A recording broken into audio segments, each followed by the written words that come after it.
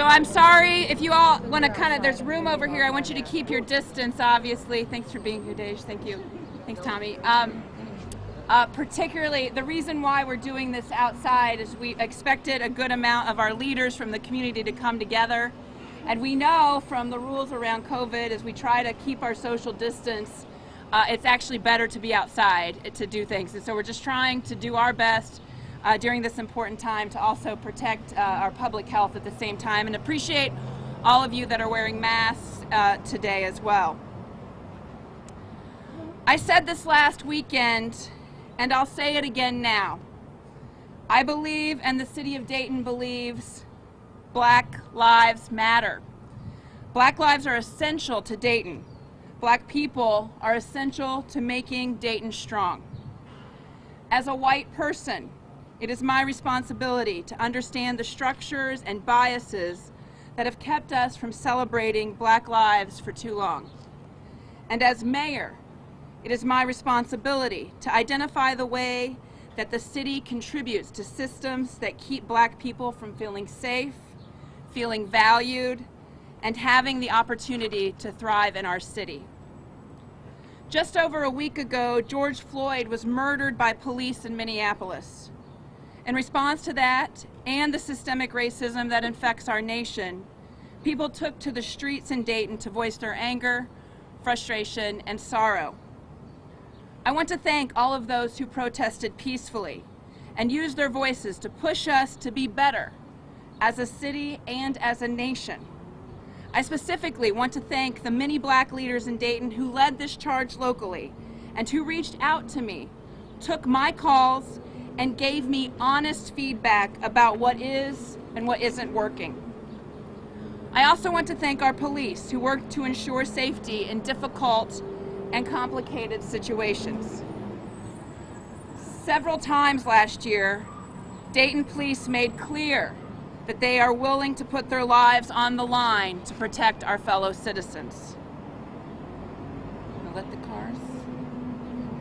We are fortunate that this community has a long history of working on issues related to racial equity. The Human Relations Council is a department of the City of Dayton that is tasked with protecting citizen civil rights. For years, they have convened the Community Police Council, which sought to build deeper relationships between residents and police. CPC has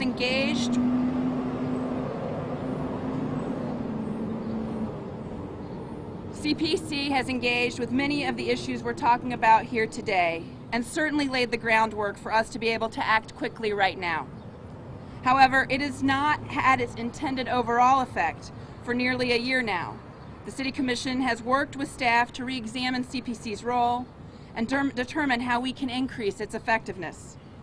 We are committed to making sure that there are structures that actually produce results and improve understanding between police and the residents they serve.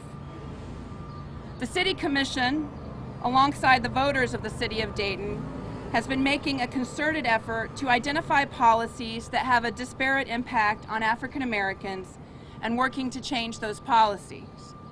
Notably, Dayton voters decriminalized marijuana possession in 2018. We reformed Dayton Police Department's towing policies to make sure they were not unfairly burdening people of color. The City Commission is looking into several other issues that could fall into that category as well, including jaywalking and vehicle equipment citations. We know that there is more that the city can and must do beyond policing to make sure African Americans are treated as equal members of our community. We are doing significant work around housing policy, including legislation on tonight's commission calendar to address evictions. Over the coming weeks and months, we will take up additional policies aimed at dismantling systems of racism here in Dayton, particularly related to housing and neighborhoods. Given both the events of this weekend and our ongoing commitment as a city to racial equity, today we are announcing 5 actions related to police in Dayton. We know that this list is not comprehensive. These issues were raised clearly in my conversations with Black leaders over the weekend, and I look forward to working with them and others to enact these changes in a meaningful way. First, we have been made aware of some instances of police conduct this weekend that was very concerning to me and does not reflect our organization's values. We are committed to a full process to investigate any such behavior. We are committed to increase transparency in the process, to report suspected police misconduct. If you saw or experienced police conduct that was concerning this weekend, please email policecomplaints@daytonohio.gov. This email address goes to our law department, which is independent from police. They will generate a monthly report of the status of these complaints that will be shared with myself and the city manager. Looking forward, we are also committing to carefully assessing how our existing process for reviewing citizen complaints against police. I've been in contact with a number of fellow mayors in the last few days to discuss best practices in this area. We hope to be able to develop and quickly announce an improved structure and role for community involvement in this process to make sure they are fully investigated and transparently resolved. Second, the city will initiate an external process to assess all recent incidents in which force was used by Dayton Police. The purpose is to look for patterns that may reveal biases. The information gathered will be used to inform a review of use of force policies that will occur with our community leaders. Third, all Dayton police officers are currently required to complete implicit bias and de-escalation trainings. It is essential that all of our public safety teams, officers, and command staff alike are well trained in these areas. We will continue to look for ways to strengthen and improve these programs. Fourth, police recruitment has been an area of focus for many years. We are doing better, but not well enough. Alongside members of our community, the city will review police recruitment, oversight, and selection processes. We recognize that recruitment is a crucial aspect of creating the kind of police department culture we want to foster. It is also critical that we work to identify any potential issues in applicants. We also plan to take additional steps to recruit more women and people of color to the police force so that it better reflects the very diverse community it serves. Fifth, the city will seek creative ways to continue to deepen the relationship between rank and file officers and the people they serve and protect. We cannot do any of this alone. We will need citizens to engage with these issues with the same passion and intensity we saw this weekend. We will work to create a variety of ways that residents can engage in this work, but please never hesitate to reach out to my office directly with thoughts, ideas, and concerns. To ensure that these are not empty promises, I am committed to issuing quarterly updates to the community about our progress. The issue of the relationship between the police and the community is not easy. There is a great deal of mistrust, fear, and apprehension on both sides. But I'm grateful that this is not a new conversation in Dayton, simply one that needs to evolve and produce real action. I am not naive to believe that this work will be quick or easy. These conversations must continue between the city and community this summer and beyond. We are responsible as a community to live up to our values. But the jarring events of the last few weeks, from the murders of Ahmaud Arbery, Breonna Taylor, and George Floyd, to the military being deployed in our nation's capital, call on us to look internally as well. As a white person, I am on my own journey around these issues. I am grateful for the many people, black and white, who have helped me learn and held me accountable along the way. It has been a trying week, but I still believe in Dayton. I still believe in the grit and resilience of this community. I still believe in our ability to live up to our values. I'm going to let the city manager, Shelley Dickstein, say a few words. Thank you, Mayor. In Dayton, we are fortunate because we have a long history of working on issues of race and equity. We have developed strong programs and ideas, both from within the organization and in conjunction with the community. The problems that exist are large, but they are not insurmountable. I am thankful that we are a community that values these difficult conversations, and this administration is committed to making real progress. I am proud to serve this community with a strong, progressive police chief. He is committed to creating equity in communities and has been a national leader in many areas of social justice. Under his leadership, we have been a national model in addressing issues like immigration, opiate overdoses, prostitution, and the reduction of gun violence. I appreciate his willingness in taking on these difficult issues, and I know he will tackle this with the same honesty and thoughtfulness. I am confident that with our strong administrative leadership, elected leadership, and thoughtful community leaders, we can get better and develop a model for the nation to follow. I will be working closely with the chief and his team in the following days and weeks to build on the spaces we've already created to re-engage the community. I know that Dayton Police and the entire administration are committed to hearing the community's feedback and enacting meaningful policy change.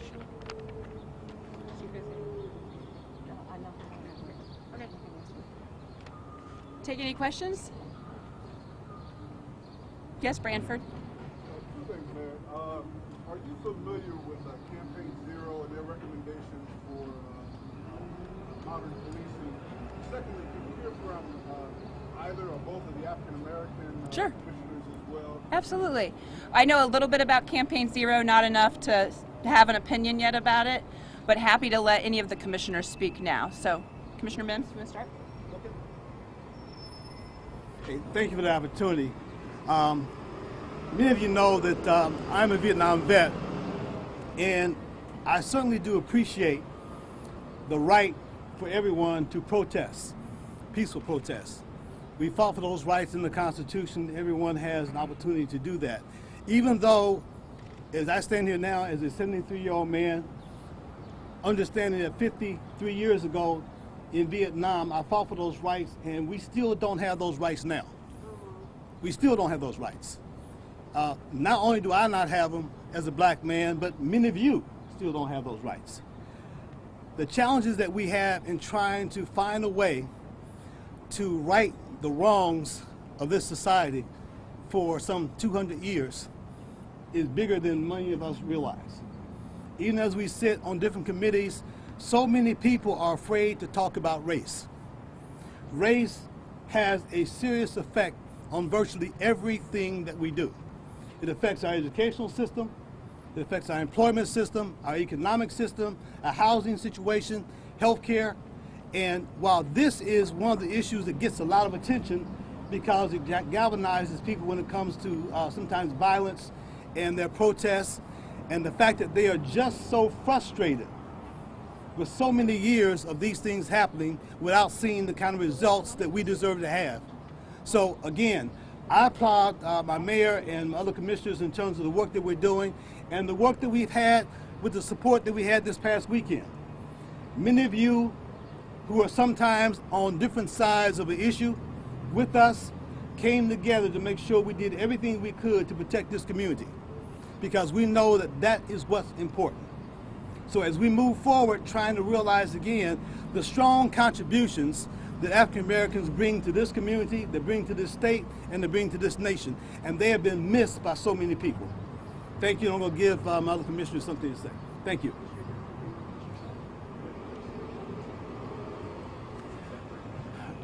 Good morning. For over a decade now, we've been trying to do the work of community and police relations in this community. It has not been easy. It has been difficult, but it's work that we have to do to make things better.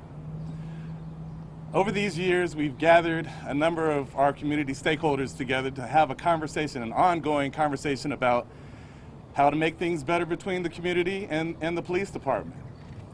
This is now, I think, an opportunity to have a reset, a needed reset in this work.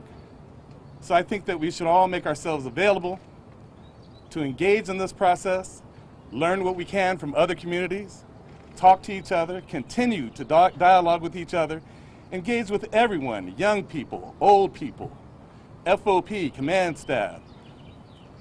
This work is tough, but I know that my colleagues are committed to doing this work.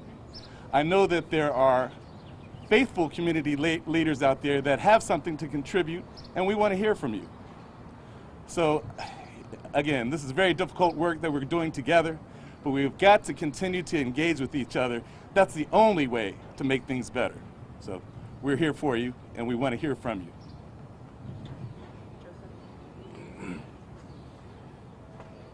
Good morning, and thanks for the chance to say something. I don't think I can say it much better than my colleagues have, but thank you to all of you who made sure that we kept all of our residents safe. It's been a trying time. It's a tough subject. As Commissioner Shaw just said, there's a lot of work to do, but we're up for it. I just want to say that in my personal life, I'm working on becoming a better ally. It's a constant task. I don't expect to ever be done with it, but I'm going to keep trying. In my public life, I'm going to work on these processes that have been inherently broken to see what we can do to make them better. Thank you all.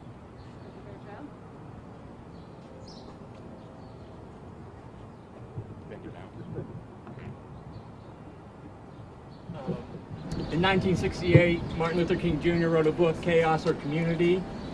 I didn't read that book till the late 80s, and you could pull it off the bookshelf today and it would still be relevant, because the primary issues at the end are the racial injustice in our community, especially how it impacts employment, healthcare, housing, education. Those are deep issues that we haven't been able to address as a community. We have an incredible opportunity in this moment. You know, I was a kid when mandatory busing began. One of the things that we talked about as kids is why were we being asked to do something that adults could not do, which was to solve the issues of racial justice in our community. I'm an adult now. It's my my opportunity to do what the adults couldn't do back in mid-70s. I hope that I don't miss out on this opportunity.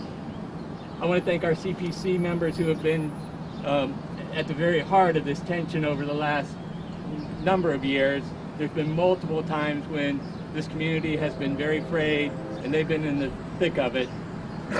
One of the things that has clear from the CPC members is at the heart of all this is relationships.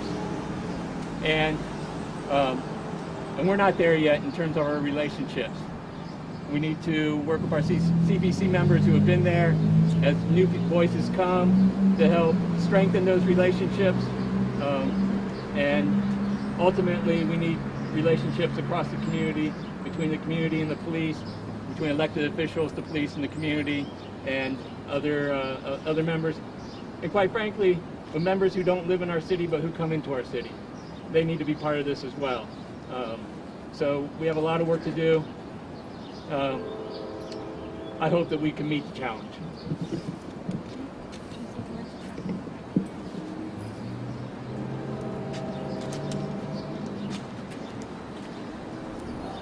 Well, good morning.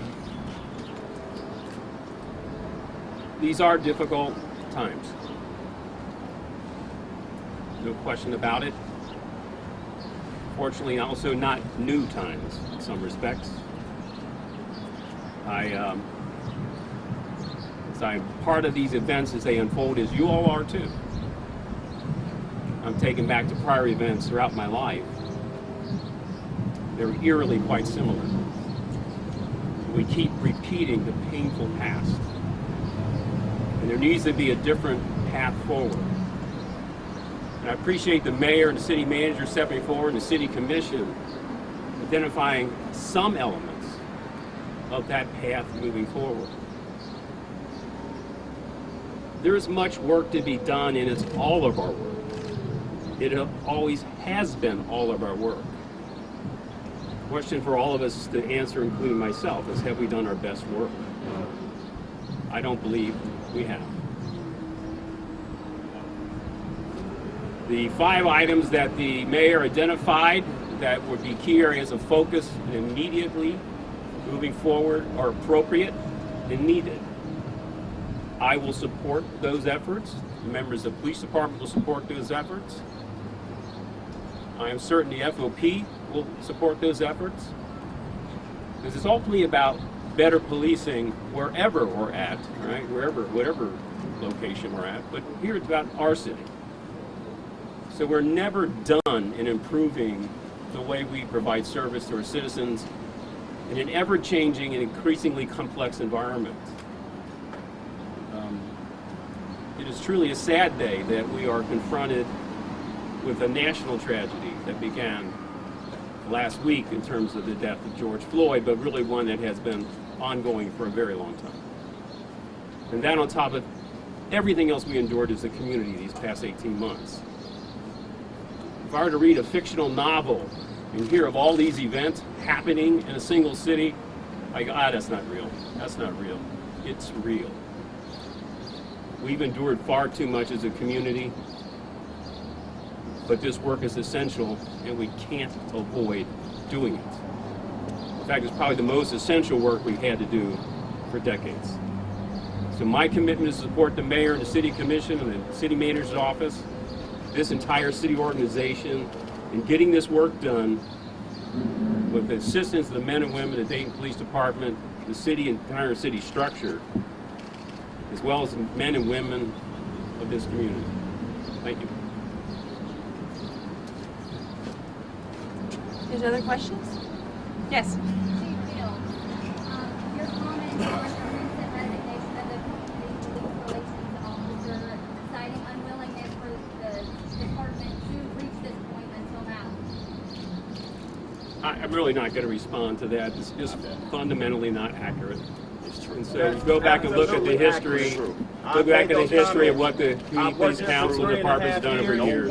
That is absolutely an accurate statement. Allow my response to say that his words are not true. So we're really focused on these 5 areas that we're trying to move Not forward. community police relations, because y'all failed. And obviously continue there's to fail. a diversity of ideas and group, and that just shows how hard this work is going to be. But we are committed. We are committed to this. Okay. And we're asking people that are committed to this work to come with us on it. They'll ask you always, if you're committed, please come do this work. Mr. Cox, if you want your own press, I don't. definitely. I don't. I'm here as a community member. Well, Thank I you. think it's so what I'm saying is responsible. that if you want to keep inviting community members to come and do work, then you got to actually do the work. You've invited people for decades. I don't mind that. I don't have to be on camera. I'm not interested in being on camera. Yes, Mr. Nye. Oftentimes we hear, the right thing from higher up in the department, but it's been my experience that that message doesn't trickle down to the officer on the street. They have a total different attitude than you have and what you're expressing today. And that's been my experience through my whole life as a young black man growing up in Dayton. You'll say one thing on television, but it doesn't trickle down to that officer on the street. I think that's the problem with the union. You know what I'm saying? I think they have the attitude that we're going to be protected by the union, so we basically don't have to get in line with the politics. And we see that every day in the street. I went through something last week with an officer where I had a situation with a person that had a mental health crisis. The officer showed up and they treated it as if it was a criminal situation. You know what I'm saying?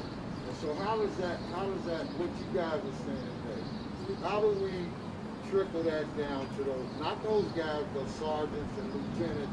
I'm talking about the average officer on the street, especially the rookies. A lot of times they come in with the attitude that, and I'm just gonna be honest, this is what we're gonna go in and kick some nigger ass, right? That's my opinion, right? And we're gonna make rank off of kicking nigger ass in the worst day. How do you transfer what you're saying today down to that average officer? Because we have to have these kind of conversations, right? Absolutely. Yeah. Absolutely not. Well, first and foremost, I go out and I have those conversations with them personally. I've done it many, many, many times. We'll be doing it again.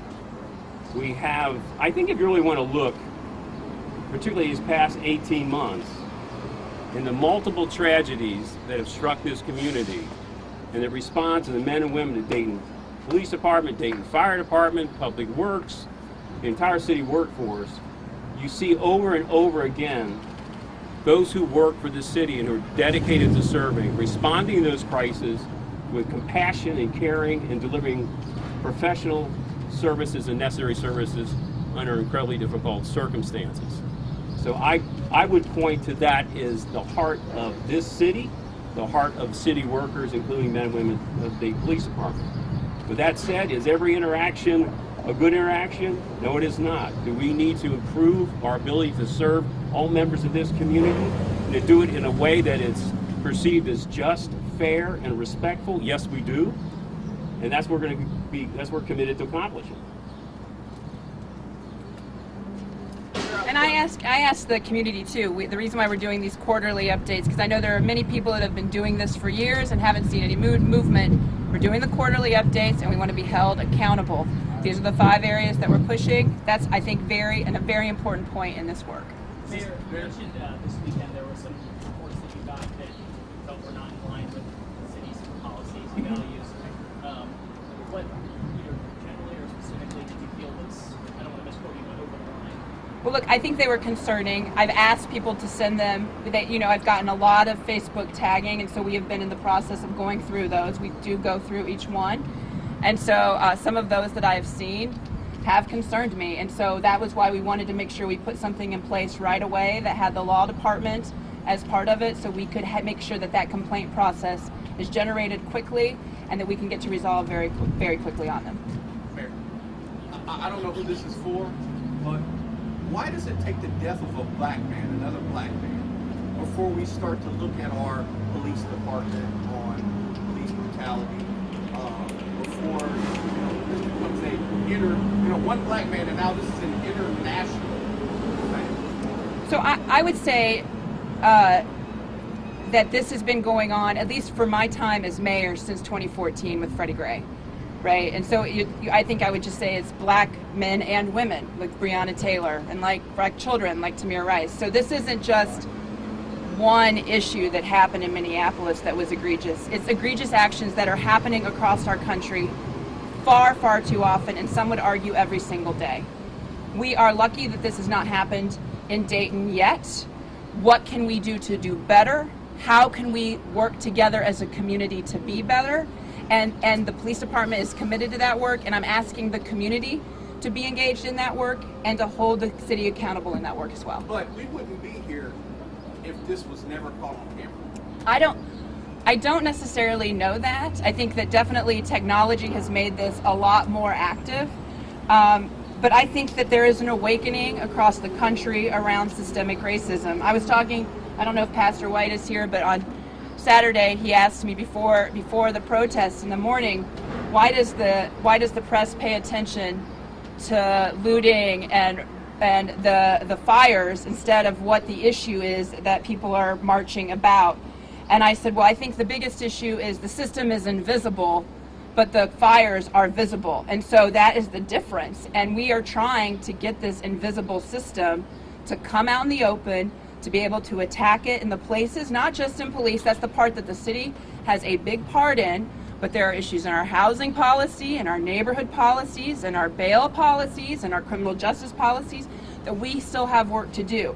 We got to take care of our own shop here, but we also have to advocate for those things in partnership with our community on that. I have a question for you. I know you talked about it before. You were in Cincinnati in 2001 during all that was going on. What did you learn, I guess, differently back then, and then what you saw on Saturday that's now kind of creating this change? What from your experience do you want to know? Well, I'll tell you that the Cincinnati, almost 2 decades ago, went through 3 days of civil unrest. Finally, peace was restored in the city, and what happened was a engagement, broad-based engagement of members of the Cincinnati community. 3,500 people were engaged in dialogue groups to identify the core issues that each group felt needed to be addressed. What did they want in terms of their future? What did they want in terms of their interactions with the Cincinnati Police Force. And it was interesting that there was a high degree of consensus across all 8 stakeholder groups, was they wanted to be treated justly and fairly. They wanted to be treated respectfully. And this include also a stakeholder group of police officers. All independently, when asked, what do you want? They all came up with pretty much the very same responses. So I think it's probably reflective of here also. We all want the same things, but we're not all getting the same things in terms of justice, fairness, economic opportunity.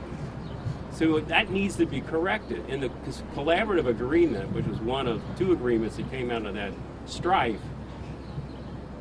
had a specific responsibility for citizens and government. It's called mutual accountability.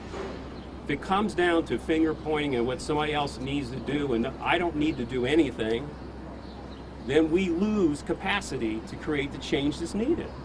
So this mutual accountability is a core theme of the collaborative agreement, which was a settlement agreement on a litigation regarding race-based policing in Cincinnati. I retired from Cincinnati Police Department for a significant reason, and I didn't see the desire for change internally.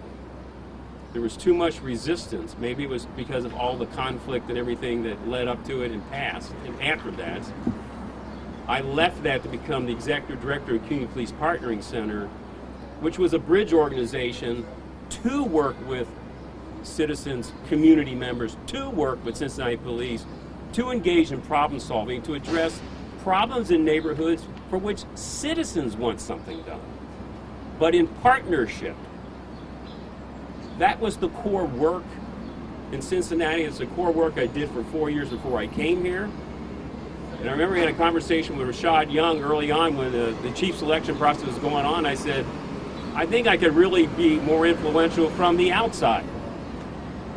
And he said, you'd be surprised how much you can get done if you have support on the inside. Well, I have support from the inside. The police department has support from the inside. And that's crucial to getting this work done. And that's one of the things that convinced me to come to Dayton. And I brought this body of work and this approach to policing with me. It's an evolution and process, just like everything else, whether you pick medicine, law, these are all disciplines and fields of study that are always in evolution. We're always learning more. And if we're not learning more, we're becoming stagnant in our knowledge. So there's an opportunity to move forward. I've had very frank conversations with city manager and mayor about opportunities for progress, but it's going to require community support, community engagement. It just will. So we'll see if there's truly that synergy of energy to engage in a collaborative process, a dialogical process, and to develop a plan to move forward and support to get it done. Can we hear from the HRC, considering they're the organization that works on this issue every day? Excuse me, Jared. Actually, Deja had a question for a long time. So, Deja, do you have a question? When we'll do that in a minute. But. So, to have this conversation, we have to be realistic and we have to be transparent. This has happened in Dayton. There is police brutality in Dayton. Yes. Especially on the west side, where most of us are from. I'm standing with other leaders from the west side. This is a conversation that we keep having. My ask is that I know this, the city manager said that you guys are going to keep doing what you've been doing or trying to, you know, keep pushing that effort forward. But, you know, unfortunately, it doesn't look like that's sufficient in our area. So what are you guys going to do to meet us where we are? As community leaders, we meet our people where they are, right? Mm-hmm. To bring them where we are, right? So what are you guys going to do to meet us where we are so we could be on the same platform so that everything is as content as it can be? We have to do something. Agreed. And I think we're admitting everything you've said in that. The key is around transparency and accountability. And so again, the quarterly updates, inviting community members that really want to do this work, that are interested in this work. I agree that there has been years of conversation, and I hear that people are exhausted with the conversation. You see that. Yeah, and I see that too. You see that. Thank you. I see and hear it. So I want to make sure that we have ways in place to hold us accountable to name the 5 things we're going to work on. These are not things we've made up, but it comes from listening to SCLC, it comes from listening to CPC, it comes from listening to the NAACP and their work. So that's where we're at, and these are the things that we think we have done enough discussion to make action and it not be just waiting years again. And you explain what the role of the HRC is as far as the community and the police department? Sure, and I'll have Erica, who's the director of the HRC, speak for a moment here. Actually, the HRC has many jobs. Some of it is civil rights protection work that has been done for decades. That's actually how they started. They housed right now the Community Police Council. They've been doing that for about a decade. There has been frustration in that conversation for sure from everybody that's in that. So we're looking, and the commission recognized that, and so for the past 6 months to 9 months, we're like, okay, how do we really restart this conversation? So this wasn't hard for us to say these are the things that need to be done, because we know these are the things that have been talked about. So those are the actions that you see really moving here is from that. Erica. So thank you for that. So I'm the executive director of the City of Dayton Human Relations Council, and so can you hear me? So the role and the if you speak in this one, yeah, got it. The role and the responsibility of the HRC is to ensure equal treatment, access to opportunity, and fair, right, inclusive treatment for all who live, work, and play within the City of Dayton. And so we're responsible for investigating and adjudicating civil rights discrimination complaints, and then ensuring that businesses have a fair shot at contracts, minority businesses, disadvantaged businesses on city-funded contracts. I will say that the most difficult work that we've had since I've been executive director is around the community relations initiatives, and that being community police relations, right? And so we administer the Community Police Council. We've been at this work for 8 years, and I will say it's not for lack of trying that we were not able to accomplish some of the things that you're hearing today, right? We have been at this, we have been having really difficult conversations. We have been pushing for reform. We have been pushing for implicit bias, right? Looking at implicit bias. We have been looking for accountability. And this, we've not been able to make any movement on, right? And so I appreciate everything that we're doing here today. I hope that it's not because, right, we're in the instance that we had the instance that we did, right? And I want to make sure that we do have that accountability. I want to make sure that we do have the transparency. The members of the CPC, and I thank all of you all who are here today, have been working tirelessly at this. And it's not because it just didn't work. Like, we have to acknowledge what is going on. We have to acknowledge, right, that there needs to be change, and we have to be willing to make movement, right? And I'm hoping that today we see that true movement. And so as an organization that does this, that fights for equity, I really want to make sure that we're part of the conversation. I want you to reach out. I want the community to know that we're here and what we do. I want to be able to hear your complaints and your concerns and your frustrations, and because your voices are the ones that need to be elevated in all of this. Erica, I have a question. I don't want to. Just a second, and we're going to do some questions, Bishop Cox. Yes? My first question is, in all of that you just said, what's the turnaround on all of those cases and complaints that are made? What's those turnarounds? What's the time frame of those turnarounds that they're getting the treatment that they need? From the complaints that are coming right now? Complaints that are coming, what's the turnaround? What's the average turnaround on those complaints? So I honestly can't answer exactly right now. I don't. Give me a ballpark. I really don't. I don't even. Is there anyone that can?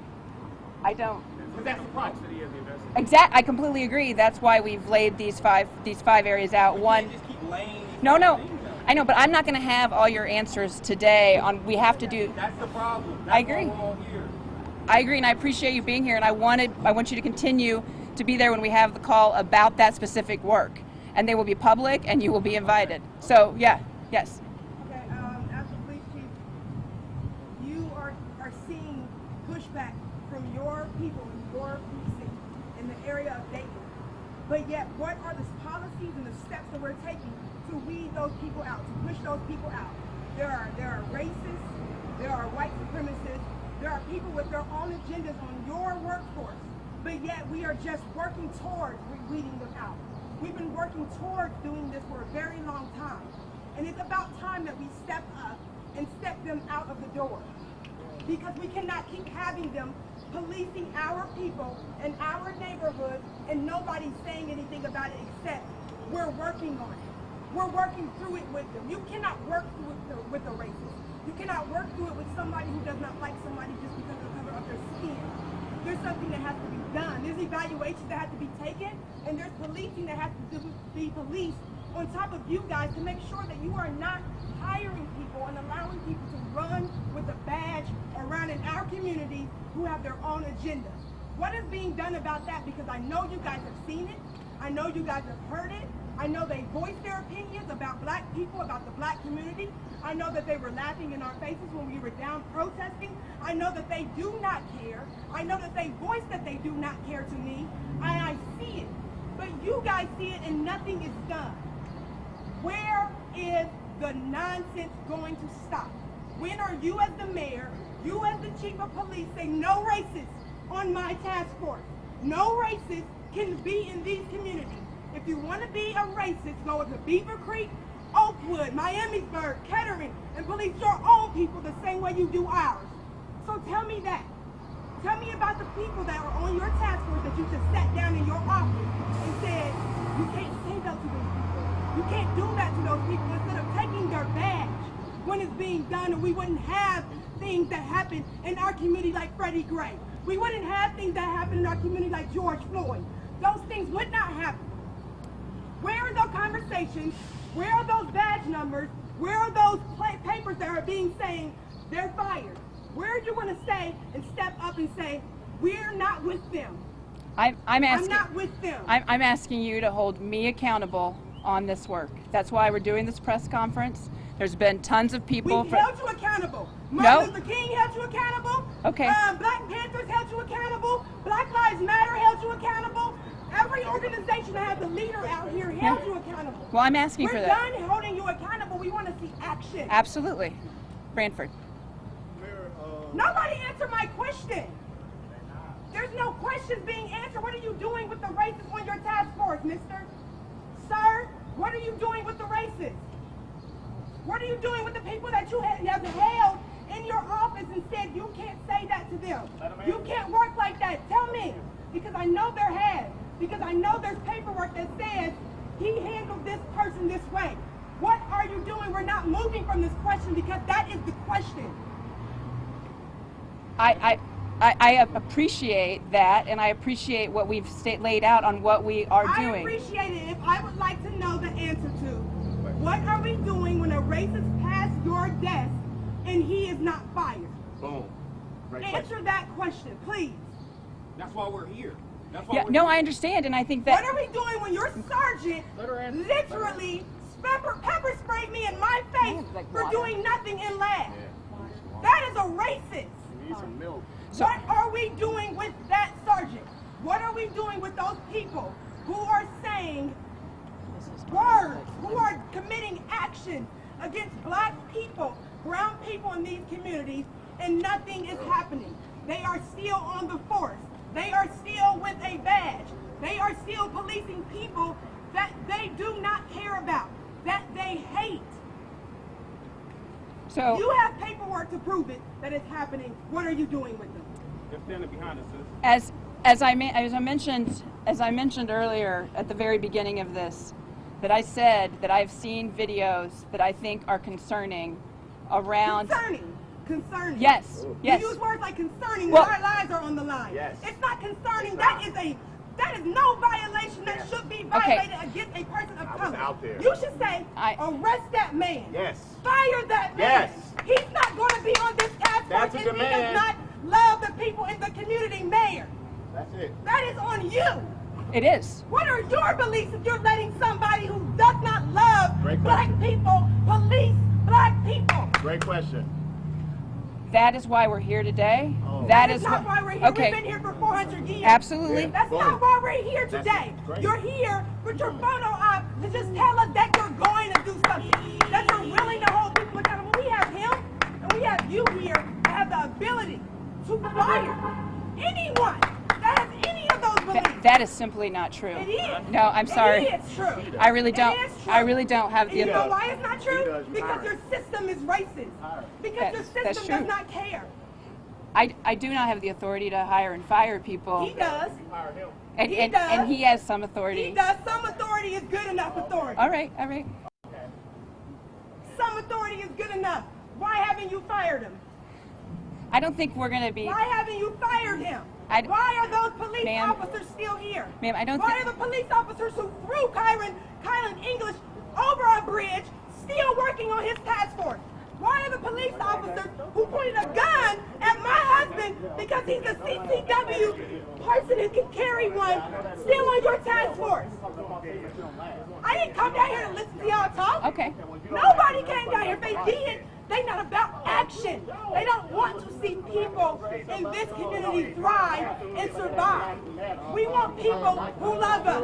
Let her answer. Let her answer. I am. Okay, hey, friend. Let her answer. I'm not talking to her. Okay, but let her I'm not answer. talking. Hey, come on, Dominic. With all due respect, this ain't that moment. Let's get through this. Okay, let's get through this. Let her answer then. Let her answer. Let her answer. Keep talking. Let her answer.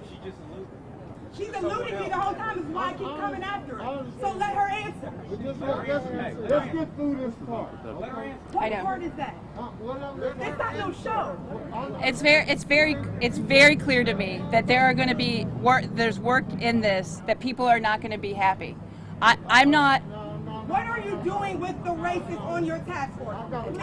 There are no racists on a task force. What task force are you? There are no racists in that precinct. Oh, you're talking about no racists on the Dayton police force. I'm sorry. Okay. No, I'm sorry.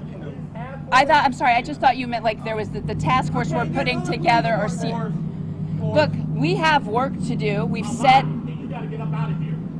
Okay, look, I really appreciate the time. I'm happy to get your number and talk after, but I just can't be yelled back and forth without really answering. That was my question. Forget that. All right.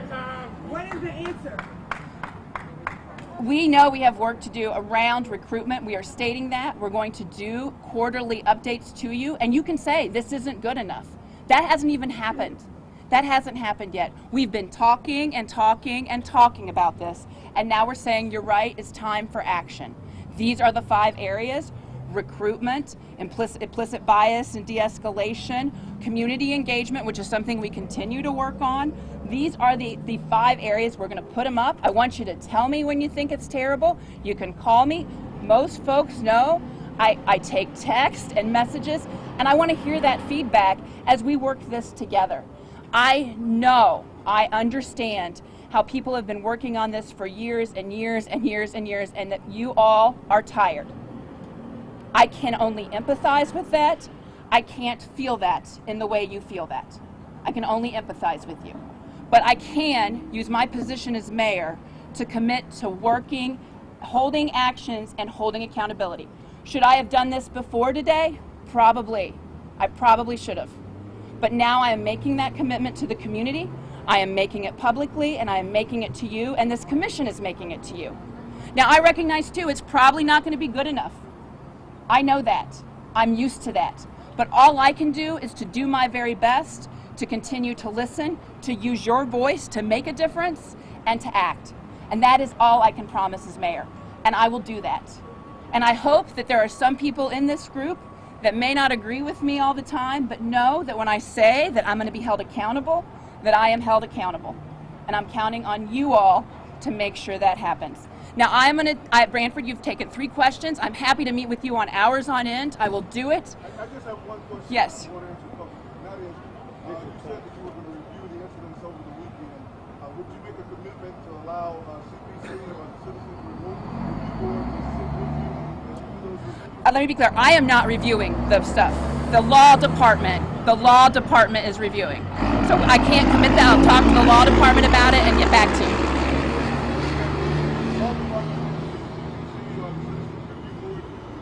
We have a citizen appeals board. We are working.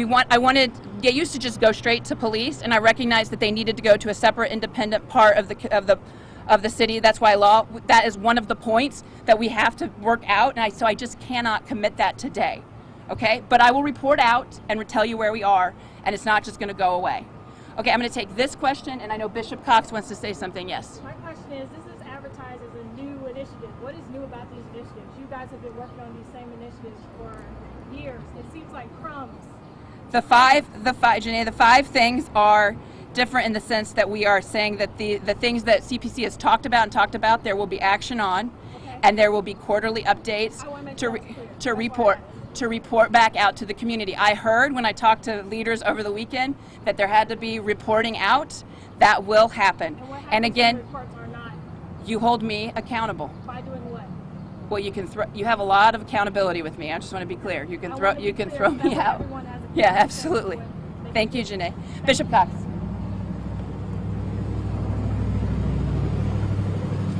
Thank you, Mayor. I want to answer this reporter's question. We're here today because they got caught. It was on camera. And it was a reflection of every African-American mother across this country whose family member have been killed by police. Dayton is no exception. We're angry because there were some people in the African-American community that was killed by Dayton police that should never have been killed. We're angry. We don't have a hospital any longer. And we're suffering under a pandemic as African-Americans. We're angry as hell. We have no mental health services on the west side. We're going to protest across this country and stand in solidarity not only to those police officers that killed George Floyd, are charged with first-degree murder, and the rest of them charged with first-degree murder and are tried and sent to prison because our protests have turned our pain into power. Yes, we have a lot wrong in the city of Dayton. There's a lot going on between the sheriff's department and the police department. Yes, racism is real, and they caught it on camera. And we came together in solidarity. Protesting works. We're going to protest. We got one coming up Saturday at the courthouse at 12 noon. And we're going to hold the mayor, the police chief, the city manager, and all of the commissioners, as well as the county commissioners, in power. Now in November, you have a vote and a voice. The revolution is here. It's in your hands. The Bible says it ain't on the president, it ain't on the governor, it ain't on the mayor, it's on us. The Bible says if my people, called by my name, will humble themselves and pray and turn from their wicked ways, then I will hear from heaven. Our protest is powerful, it will continue, and if we don't get any justice, there will be no peace. Thank you all. Please reach out to me, nan.whaley@daytonohio.gov. It goes directly to me. I appreciate the passion from this community. I appreciate the work that we have ahead, and I appreciate the work that has been attempted and done in the past. Have a great afternoon. Please stay safe. Thank you, Mayor.